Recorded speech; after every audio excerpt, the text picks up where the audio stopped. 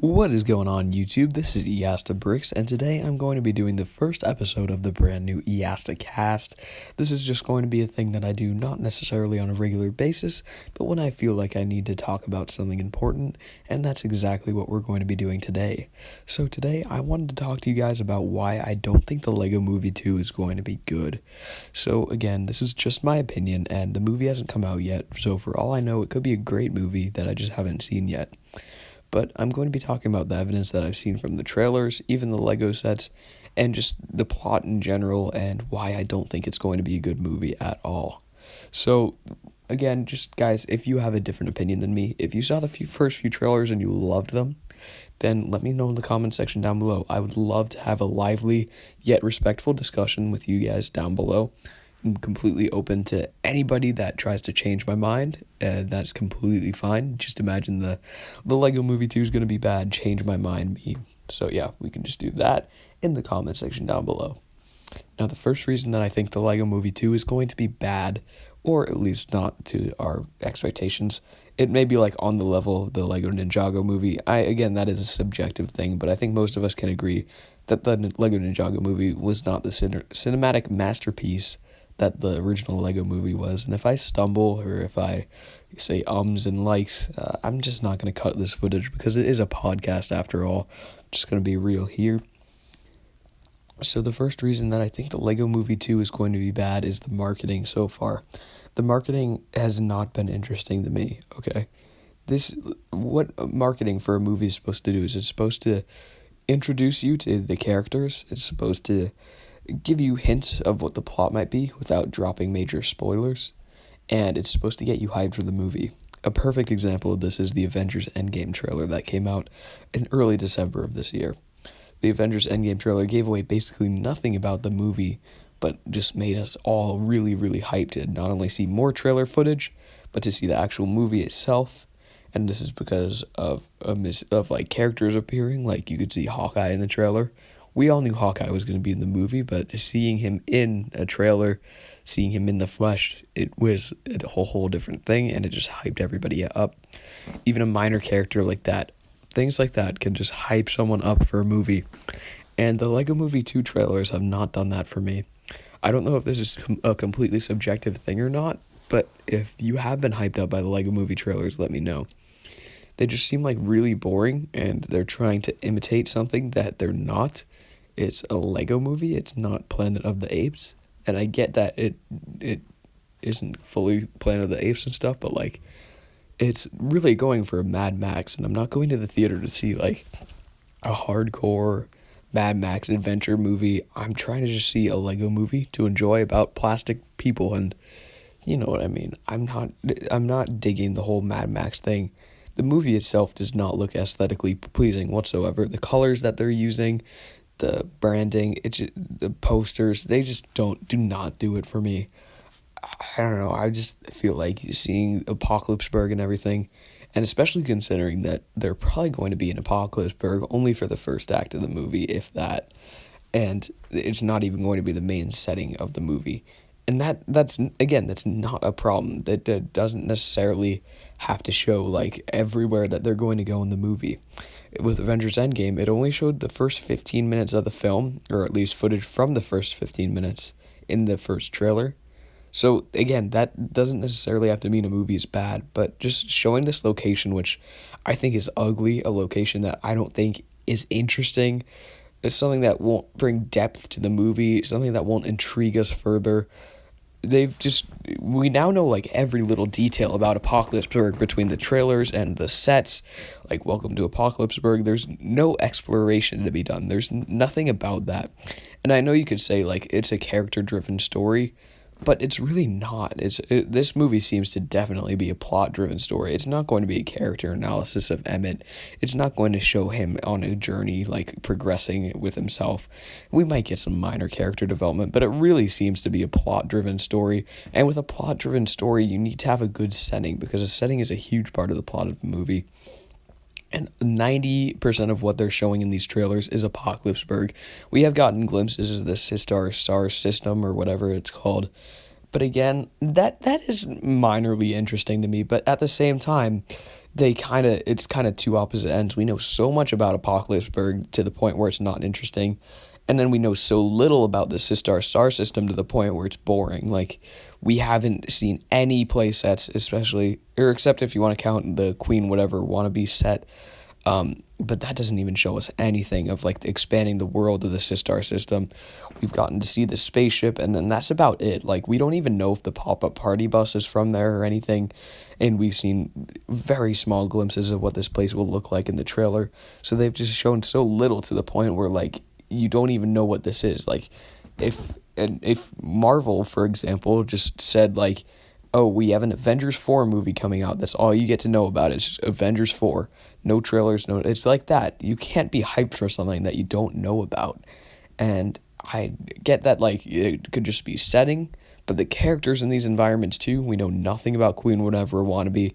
She can shapeshift, I guess, and that's it. And she's supposed to be the main villain in the movie. And we know nothing about her. And no, General Mayhem is not the main villain of the movie. I have things suggesting that she may actually turn to the good side, or that I think she's just under Queen whatever wannabe's like control or something. I don't know, but it's just not interesting, man. Nothing about the plot is interesting. Or sorry, the setting. We're still talking about the setting. Now the plot itself, it is such a freaking boring plot. There may be some twists and turns that we don't know about yet. I will be genuinely surprised if there's a plot twist in this movie that surprises me. I just used the word surprise 2 times in a sentence. Screw it.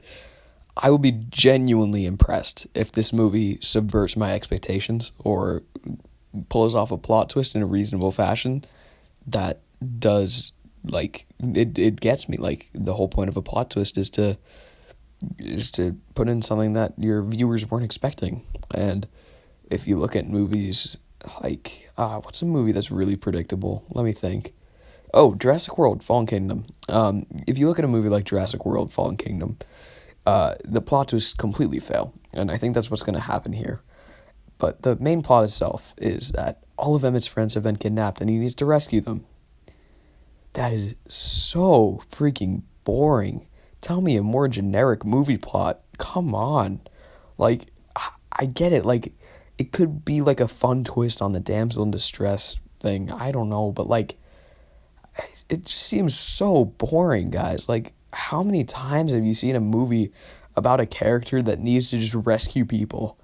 Even the original Star Wars. I mean, sure, it pulled it off really well. But the thing is, like, Star Wars is such a great movie because it was so revolutionary for its time. If it came out today, I think it would be received as about average, considering all the movies we've gotten. Like, take a look at the movie Skyscraper. You release that in the 1970s, that movie would be, like, amazing, revolutionary. But now, like, it's just generic action movie number 382. That's what I think would happen to Star Wars. There's just nothing, like, mind-blowing if it was released at today's standards, but the thing that was so amazing about the original Star Wars is that it was so different from everything at the time. It stood out. It did things differently. And I get that it gets harder more and more with more movies coming out every single year, but movies such as A Quiet Place or Avengers Infinity War, or even like take a look at Ant-Man and the Wasp, like movies like that have shown that it is still completely possible to have like a really original idea for a movie and pull it off excellently. There definitely have been some movies that have had original ideas that have not been pulled off very well. I would list specific examples, but I can't think of any off the moment. Again, this is completely unscripted, unedited, just for the fun of it. I don't know. I could live stream these in the future. Let me know if I should do that in the comment section down below. But then that adds the possibility of me like messing up on stream in a bad way, like someone's yelling in the background. I don't know. We'll talk about that in the future. But the thing is, my point is that the plot is very uninteresting. And you could say, yeah, we don't know that much about the plot yet. And that's true. That is completely true. But what a movie's supposed to do is the trailer's trying to sell you on the movie. They are trying to get you to go. They're not just trying to assume that, like, oh, you're automatically going to go, and here's a little bit of early footage. No, they're trying to sell you on this movie. And of course I'm going to go see it, guys. Of course I'm seeing the Lego Movie 2, likely opening night, and I will review it on this channel. But for the casual movie fan, they're trying to sell you, and like a plot about a character that needs to save his friends, which is basically an over glorified commercial for the sets. Like, I can't tell you like how many kids would go into that movie, or take even the first Lego movie, the Ninjago movie, would go into that movie, come out, and not want one of the Lego sets. Like, say a kid under the age of 10, or between ages 6 and 10, would not want a single one of those Lego sets, would not put one on his birthday wish list, would not put one on Christmas wish list. Sorry, we've got to be gender neutral here. Lego Movie 2 has actually done a really good job of having gender neutral things with the mini dolls and the minifigures, stuff like that. But my point is that the plot is really uninteresting, and I don't think it's going to do well financially. And the thing that sucks about this movie not doing well financially is it decreases the chance for future Lego movies. In the past 5 years, we've only gotten 4 Lego movies. And the release, 6 years. 2014 was when the first Lego movie came out. So in 2014, we had the Lego movie. 2015, 2016, we had nothing. 2017, we had 2 Lego movies. 2018, we had nothing. In 2019, it looks like we're just going to have one. I think the Billion Brick Race movie was delayed. But I don't know. It's just going to decrease the chance of future Lego movies, which sucks because I love the first Lego movie. I love Lego Batman. Ninjago was still really fun, even though it wasn't a great movie. It's definitely one that I can sit down and enjoy and rewatch. But I don't know if this is going to be the case for the Lego Movie 2. And speaking of the Lego Movie 2, I touched on it earlier, plot twists.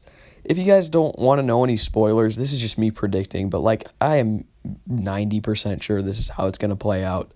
Guys, if you're nervous about, like, spoilers in any kind of way, just click off the video or skip about 2 or 3 minutes ahead.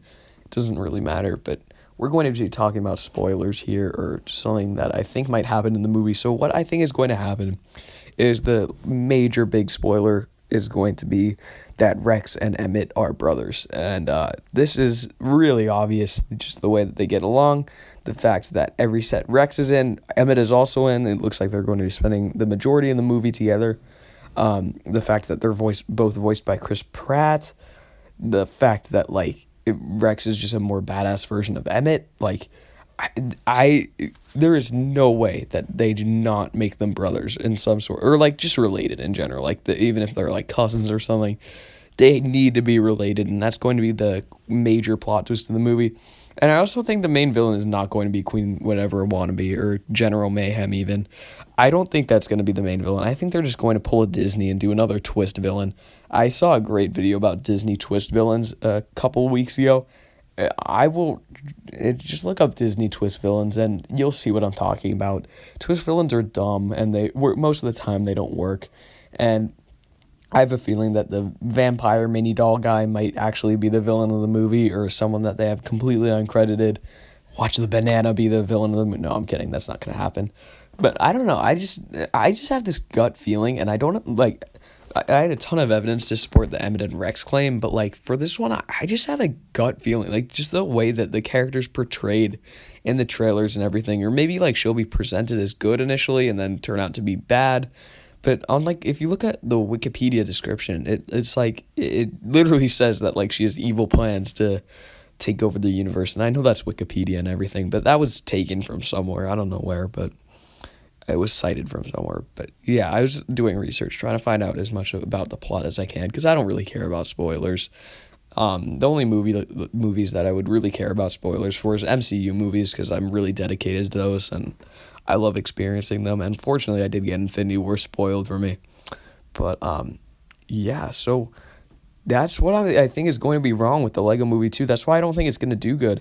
And I actually do have one more point that I just remembered now, and that is the music. If you guys look up Lego Movie 2, catchy song, this movie was originally rumored to be a musical, and it might still be that. I haven't heard anyone saying it's not going to be, but I feel like they would have advertised it more as such, like, even if it was, like, the Lego Movie, the musical. I don't, like, everyone was saying it was going to be a musical, and, like, I haven't heard that as much anymore, but they did release their first song. I assume there's going to be more. I think there was more than one in the original Lego Movie. Everything Was Awesome, obviously, which was a great song, but then there's this really dumb new one, and in the Emmett Are news video on Wednesday, he was talking about like how it's too self-aware, and I completely agree with that. Like, it's literally called Catchy Song, and the whole song, like all the lyrics, they're so redundant, and I'm not looking forward to see that in the movie. It's going to be so annoying, and it's nowhere near the level as Everything Is Awesome. Like, literally the lyrics is like, this song is gonna get stuck inside your head, and then catchy song, like I would not be surprised if that song has a lesser amount of unique words than the I Be Flossin' meme song. Like, I would not be surprised. If someone wants to do the math on that in the comments, I'll pin you. But yeah, so this song is really annoying, and I know that's a small part, but like in a 1 hour and 40 minute movie, if like they have 5 songs or whatever, that's like 15 minutes of the runtime. So if I don't know, man, like just the whole songs part isn't. And don't get me wrong, I love musicals. I love seeing musicals. Like whether like The Greatest Showman, that was a great movie, and I love seeing like Broadway too. Like I saw The Lion King, Phantom of the Opera, Wicked. There's more that I'm probably forgetting. There's definitely more, but like I love musicals, don't get me wrong, but like the music in this movie, I'm 100% sure is going to be annoying. And like, yeah, I don't even know. Like, I played that song for my cousin who's like, I'm not going to say his exact age, but he's little, he's under 10. And he was like, yeah, this is really freaking annoying. Like, I don't think anyone's going to like it, whether it be like the moms and dads that take their kids to the movies, or the kids that see it themselves, or the teenagers, or the high schoolers. I guess that's the same thing. I don't think anyone will like the music, especially because that first song, it was so annoying. If you want to see it on YouTube, just look up Lego Movie 2 Catchy Song. You will see what I mean. I'm not saying that just the song in and of itself is going to make the whole movie bad, because that's ridiculous. But like all these added up factors, man, like it's just a lot. It's going to ruin the movie for me. And I will be astonished. You know what? Okay. I'm going to do something that's a little bit crazy, but I'm going to do it anyway. If this movie gets above an 80% on Rotten Tomatoes, and this is going to be by February 28th, after everyone has seen the movie, at the end of the month of February. If on February 28th, this movie has a higher than 80% score on Rotten Tomatoes, I am going to drop the Death Star. I will do it on a live stream. I'm going to drop the Death Star if it has above an 80%, which I believe is certified fresh. I'm not sure how Rotten Tomatoes works. But if it has above an 80%, I will drop the Death Star on a live stream. That is a promise. So, yeah, we'll see. We'll see about that. That's probably ridiculous. I don't know. I feel like it might be like a good kids movie that like you take your small child to see, but like not enjoyable for people between the ages of, let's say, like 12 and 20, or like even above that. Like, I don't think parents will like this movie. So, yeah. If it has above an 80, I will drop the Death Star on a live stream. That is a promise. So yeah, that just does it for the Eastacast episode 1. Let me know what you guys think. If there are any future topics you want me to talk about on this podcast, let me know in the comment section down below. It is your place to express yourself after all. So I will see you guys later, hopefully before February 28th. Easta out.